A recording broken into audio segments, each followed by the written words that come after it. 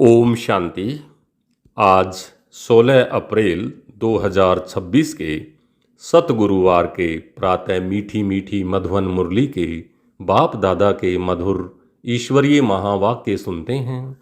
मीठे मीठे प्यारे प्यारे बाप दादा ने कहा, मीठे बच्चे, योग से ही आत्मा की खाद निकलेगी, बाप से पूरा वर्षा मिलेगा, इसलिए जितना हो सके योग बल बढ़ाओ। मीठे बच्चे, योग से ही आत्मा की खाद निकलेगी, बाप से पूरा वर्षा मिलेगा, इसलिए जितना हो सके योग बल बढ़ाओ। प्रश्न है, देवी देवताओं के कर्म श्रेष्ठ थे, अभी सब के कर्म भ्रष्ट क्यों बने? देवी देवताओं के कर्म श्रेष्ठ थे और अभी सब के कर्म भ्रष्ट क्यों बने? उत्तर है, क्योंकि अपने असली धर्म को भूल गए। धर्म भूलने के कारण ही जो कर्म करते हैं वह भ्रष्ट होते हैं। बाप तुम्हें अपने सत धर्म की पहचान देते हैं, साथ साथ सारे वर्ल्ड की हिस्ट्री ज्योग्राफी सुनाते हैं जो सबको सुनानी है। बाप का सत्य परिचय देना है। गीत चला, मुखड़ा देख ले प्राणी, अपने मन दर्पण में, कितने पाप कितने पुण्य हैं तेरे जीवन में। ओम शांति। यह किसने कहा और किसको? बाप ने कहा बच्चों को। जिन बच्चों को पतित से पावन बना रहे हैं, बच्चे जान गए हैं हम भारतवासी जो देवी देवता थे वह अब 84 जन्मों का चक्र लगा सतो प्रधान से पास करके सतो रजो तमो और अब तमो प्रधान बन गए। अब फिर पतितों को पावन बनाने वाला बाप कहते हैं, अपने दिल से पूछो कि कहाँ तक हम पुण्य आत्मा बने हैं। तुम सतो प्रधान पवित्र आत्मा थे, अब यहाँ पहले पहले तुम देवी देवता कहलाते थे, जिसको आदि सनातन देवी देवता धर्म कहा जाता था। अभी कोई भारतवासी अपने को देवी देवता धर्म के नहीं कहलाते। हिंदू तो कोई धर्म है नहीं, परंतु पतित होने के कारण अपने को देवता कहला नहीं सकते। सतयुग में देवताएं पवित्र थे, पवित्र प्रवृत्ति मार्ग था, यथा राजा रानी तथा प्रजा पवित्र थे। भारतवासियों को बाप याद दिलाते हैं कि तुम पवित्र प्रवृत्ति मार्ग वाले आदि सनातन देवी देवता धर्म वाले थे। उसको स्वर्ग कहा जाता था। वहाँ एक ही धर्म था। पहला नंबर महाराजा महारानी लक्ष्मी नारायण थे, उनकी भी डिनाइस्टी थी और भारत बहुत धनवान था। वह सतयुग था। फिर आए त्रेता में, जब भी पूज्य देवी देवता वह क्षत्रिय कहलाते थे। वह लक्ष्मी नारायण का राज्य था, वह सीताराम का राज्य, वह भी डिनाइस्टी चली। जैसे क्रिश्चियन में Edward the first, Edward second ऐसे चलता है, वैसे भारत में भी ऐसे ही था कि 5000 वर्ष की बात है, अर्थात 5000 वर्ष पहले भारत इन लक्ष्मी नारायण का राज्य था। परंतु उन्होंने यह राज्य कब और कैसे पाया यह कोई नहीं जानते। वही सूर्यवंशी राज्य फिर चंद्रवंशी में आया, क्योंकि पुनर्जन्म लेते लेते सीढ़ी उतरनी है। यह भारत की हिस्ट्री और ज्योग्राफी कोई नहीं जानते। रचता है बाप, तो जरूर सतयुगी नई दुनिया का ही रचता ठहरा। बाप कहते हैं, बच्चे तुम आज से 5000 वर्ष पहले स्वर्ग में थे। यह भारत स्वर्ग था, फिर नर्क में आए हैं। दुनिया तो इस वर्ल्ड की हिस्ट्री ज्योग्राफी को नहीं जानती, वह तो अधूरी सिर्फ पिछाड़ी की हिस्ट्री जानते हैं। सतयुग त्रेता की हिस्ट्री ज्योग्राफी को कोई नहीं जानते। ऋषि मुनि भी कहते गए, हम रचता और रचना के आदि मध्य अंत को नहीं जानते हैं। नेति नेति कहकर चले गए। जाने भी कोई कैसे? बाप तुमको ही बैठ समझाते हैं। शिव बाबा भारत में ही दिव्य जन्म लेते हैं, जिसकी शिव जयंती भी होती है। शिव जयंती के बाद फिर चाहिए गीता जयंती, फिर साथ साथ होनी चाहिए श्री कृष्ण जयंती। परंतु इस जयंती का राज भारतवासी जानते नहीं हैं कि शिव जयंती कब हुई, और धर्म वाले तो झट बताएंगे बुद्ध जयंती तब हुई, क्राइस्ट जयंती कब हुई। तो भारतवासियों से पूछो शिव जयंती कब हुई, तो कोई नहीं बताएंगे। शिव भारत में आया, आकर के क्या किया कोई नहीं जानते। शिव ठहरा सब आत्माओं का बाप।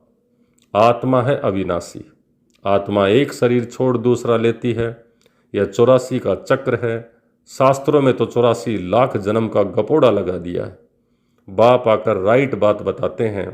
बाप के सिवाय बाकी सब रचता और रचना के लिए झूठ ही बोलते हैं, क्योंकि यह है ही माया का राज्य। पहले तुम पारस बुद्धि थे, भारत पारसपुरी था, सोने हीरे जवाहरातों के महल थे।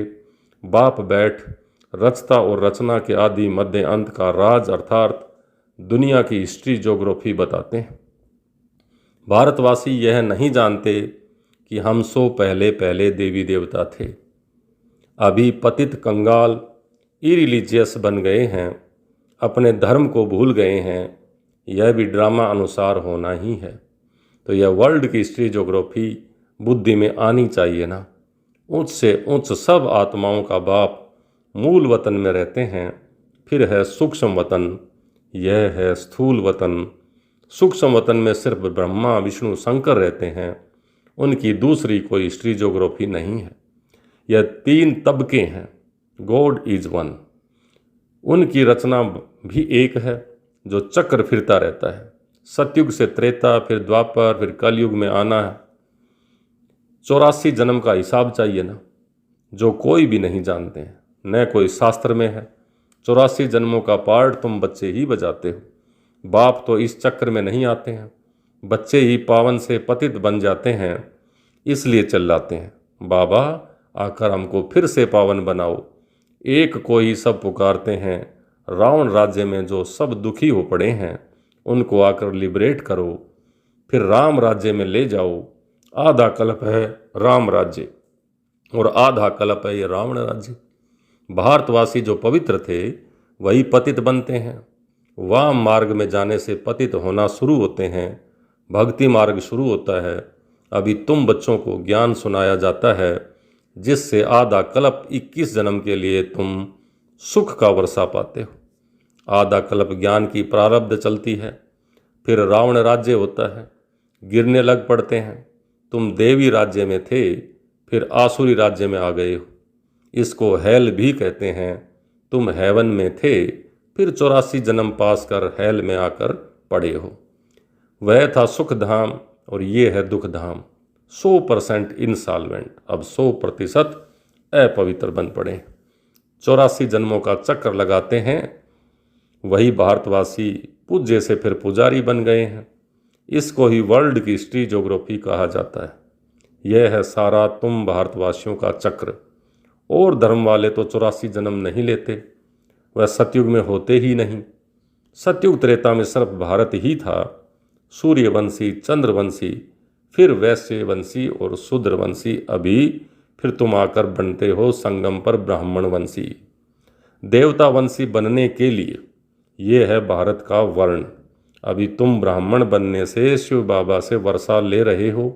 बाप तुमको पढ़ा रहे हैं 5000 वर्ष पहले माफिक। कलप कलप तुम पावन बन फिर पतित बनते हो। सुख धाम में जाकर फिर दुख धाम में आते हो। फिर शांति धाम में जाना है, जिसको निराकारी दुनिया कहा जाता है। आत्मा क्या है, परमात्मा क्या है, यह कोई भी मनुष्य नहीं जानते। आत्मा भी एक स्टार बिंदी है। कहते हैं ब्रकुटी के बीच में चमकता है अजब सितारा। तो छोटी सी बिंदी है जिसको दिव्य दृष्टि से देखा जा सकता है। वास्तव में स्टार भी नहीं कहा जाएगा। स्टार तो बहुत बड़ा है, सिर्फ दूर होने के कारण छोटा दिखाई पड़ता है। यह सिर्फ एक मिसाल दिया जाता है। आत्मा इतनी छोटी है जैसे ऊपर में स्टार छोटा दिखाई पड़ता है। तो बाप की आत्मा भी एक बिंदी मिसल है। उसको सुप्रीम आत्मा कहा जाता है। उनकी महिमा अलग है। मनुष्य सृष्टि का चैतन्य बीज रूप होने के कारण उनमें सारा ज्ञान है। तुम्हारी आत्मा को भी अभी नॉलेज मिल रही है। आत्मा ही नॉलेज ग्रहण कर रही है। इतनी छोटी बिंदी में 84 जन्मों का पार्ट नोंधा हुआ है, सो भी अविनाशी। 84 जन्मों का चक्र लगाते आए हो, इसकी एंड हो नहीं सकती। ये रिपीट होता रहता है। देवताएं थे तो जो बाद में फिर दैत्य बने, फिर सो देवता बनना है। यह चक्र चलता रहता है। बाकी तो सब हैं बाई प्लाट। इस्लामी, बौद्ध आदि कोई 84 जन्म नहीं लेते हैं। यही सतयुगी भारत में राइटियस साल्वेंट था। यह भारत संपूर्ण पवित्र था। फिर 84 जन्म ले विशस बने हैं, पतित बन गए 84 जन्मों के अंदर। यह विशस वर्ल्ड है। 5000 वर्ष पहले प्योरिटी थी, पीस भी थी और प्रोस्पेरिटी, समृद्धि भी थी। बाप बच्चों को याद दिलाते हैं, मुख्य है प्योरिटी, पवित्रता। इसलिए कहते हैं विशस को वाइसलेस बनाने वाले आओ, यानी पतित को पावन बनाने वाले बाबा आओ। वही सदगति देने वाला है, इसलिए वही सतगुरु है। अभी तुम बाप द्वारा बैगर से प्रिंस बन रहे हो, अथवा नर से नारायण, नारी से लक्ष्मी बनते हो। तुम्हारा यह राजयोग है। भारत को ही अब बाप द्वारा राजाई मिलती है। आत्मा ही 84 जन्म लेती है, आत्मा ही पढ़ती है शरीर के द्वारा। शरीर नहीं पढ़ता, आत्मा संस्कार ले जाती है। मैं आत्मा इस शरीर द्वारा पढ़ती हूँ। इसको देही अभिमानी कहा जाता है। आत्मा अलग हो जाती है तो शरीर कोई काम का नहीं रहता है। आत्मा कहती है अब मैं पुण्य आत्मा बन रही हूँ। मनुष्य देह अभिमान में आकर कह देते हैं यह करता हूँ। तुम अभी समझते हो हम आत्मा हैं, यह हमारा शरीर बड़ा है। परमात्मा बाप द्वारा मैं आत्मा पढ़ रही हूँ। बाप कहते हैं मामेकम याद करो। तुम गोल्डन एज में सतो प्रधान थे, फिर तुम्हारे में अलौय पड़ी। खाद पढ़ते पढ़ते तुम पावन से पतित बन पड़े हो। अब फिर पावन बनना है, इसलिए कहते हैं हे पतित पावन आओ, आकर हमको पावन बनाओ। तो बाप राय देते हैं हे पतित आत्मा, मुझ बाप को याद करो तो तुम्हारे से खाद निकल जाएगी और तुम पावन बन जाएंगे। उनको प्राचीन योग कहा जाता है।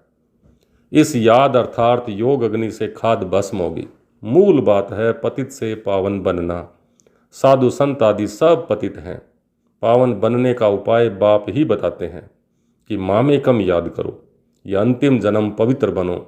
खाते पीते चलते फिरते उठते बैठते मामेकम याद करो, क्योंकि तुम सब आत्माओं का, सब आशिकों का मासूक एक मैं हूँ। तुमको हमने पावन बनाया था, फिर तुम पतित बने हो। सभी भक्तियाँ आशिक हैं मासूक परमात्मा की। कर्म भी भले ही करो, बुद्धि से मुझे याद करो तो विक्रम विनाश होंगे। यह मेहनत है, तो बाप को याद करना चाहिए ना, वर्षा पाने के लिए। जो जास्ती याद करेंगे उनको वर्षा भी जास्ती मिलेगा। ये है ही याद की यात्रा। जो जास्ती याद करेंगे वही पावन बन आकर के मेरे गले का हार बनेंगे। सभी आत्माओं का निराकारी दुनिया में एक शिजरा बना हुआ है, उसको इनकॉर्पोरियल ट्री कहा जाता है, निराकारी वृक्ष कहा जाता है। और ये है कॉर्पोरियल ट्री, साकारी वृक्ष। निराकारी दुनिया से सबको नंबरवार आना है, आते ही रहना है। झाड़ कितना बड़ा है, आत्मा यहाँ आती हैं पार्ट बजाने। जो भी सब आत्माएं हैं, सभी इस ड्रामा के एक्टर्स हैं। आत्मा अविनाशी है, उसमें पार्ट भी अविनाशी है। ड्रामा कब बना यह कह नहीं सकते, यह चलता ही रहता है। भारतवासी पहले पहले सुख में थे, फिर दुख में आए हैं, फिर शांति धाम में जाना है, फिर बाप सुख धाम में भेज देंगे। उसमें जो जितना पुरुषार्थ कर उच्च पद पाए, बाप कितना किंगडम यानी राजधानी स्थापन करते हैं, उसमें पुरुषार्थ अनुसार राजाई में पद पाएंगे। सतयुग में तो जरूर थोड़े मनुष्य होंगे। आदि सनातन देवी देवता धर्म का झाड़ छोटा सा है, बाकी सब विनाश हो जाएंगे। यह आदि सनातन देवी देवता धर्म स्थापन हो रहा है, अर्थात स्वर्ग के गेट खुल रहे हैं। 5000 वर्ष पहले भी इस लड़ाई के बाद स्वर्ग की स्थापना हुई थी। अनेक धर्म विनाश हो एक धर्म की स्थापना हुई थी। इस लड़ाई को कहा जाता है कल्याणकारी लड़ाई। अब नरक के गेट खुले हैं, फिर स्वर्ग के गेट खुलेंगे।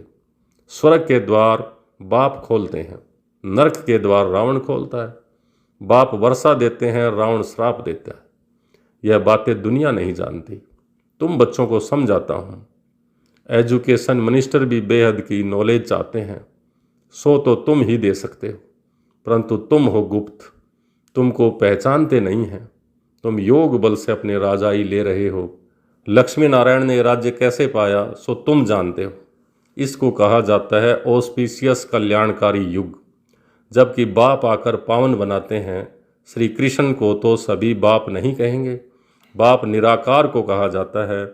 उस बाप को याद करना है, पावन भी बनना है, विकारों को जरूर छोड़ना पड़े। भारत वाइसलेस सुख धाम था, अब विशेष दुख धाम है। बर्थ नॉट ए पेनी है।